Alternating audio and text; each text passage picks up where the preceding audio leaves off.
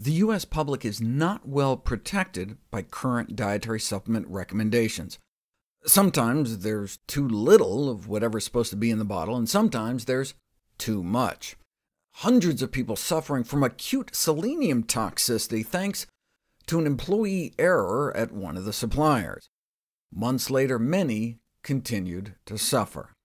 Had the company been following good manufacturing practices, such as testing their ingredients, this may not have happened.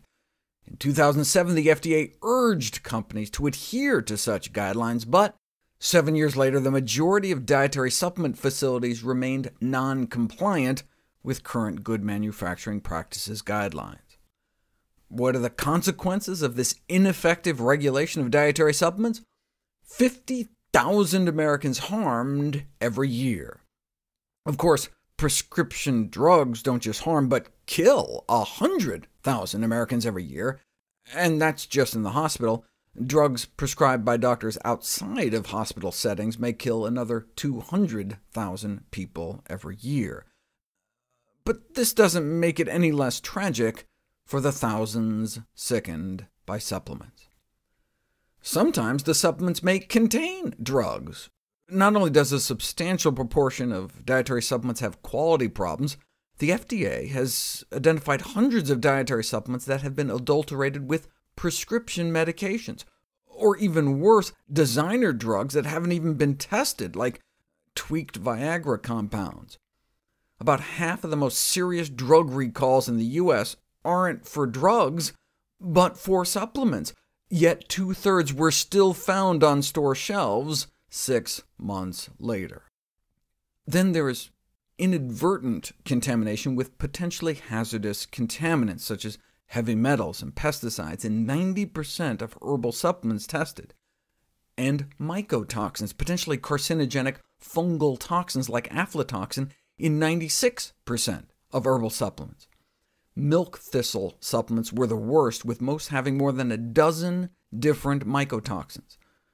This is thought to be because the plant is harvested specifically when it's wet, and so it can get moldy easily. And so you have these people taking milk thistle to support their livers, and end up getting exposed to immunotoxic, genotoxic, and hepatotoxic, meaning liver-toxic contaminants. How is this kind of thing even legal?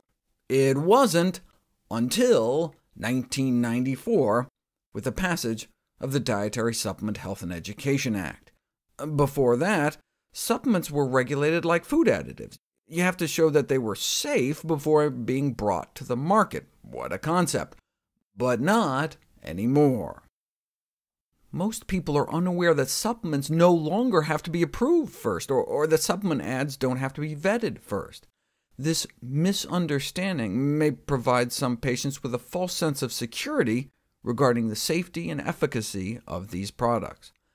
This deregulation led to an explosion in dietary supplements from around 4,000 when the law came into effect, to now more than 90,000 different supplements on the market, which are all now presumed innocent until proven guilty, presumed safe until it hurts enough people.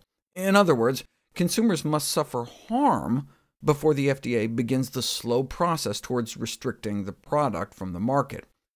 Take ephedra, for example. Hundreds of Poison Control Center complaints starting back in 1999, increasing to thousands, including reports of strokes, seizures, and deaths.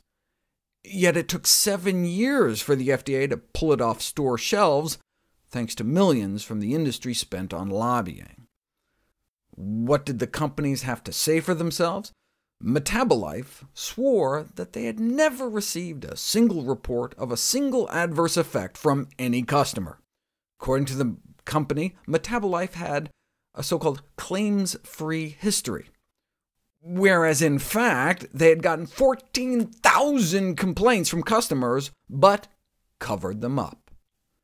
Basically, dietary supplement manufacturers have no realistic accountability for the safety of their products, and the industry trade organizations have been accused of responding to legitimate concerns with bluster and denial. Yeah, but are these criticisms of dietary supplements just a big pharma conspiracy to maintain their monopoly? No. Big Pharma loves dietary supplements because Big Pharma owns dietary supplement companies to dip into the tens of billions in annual sales.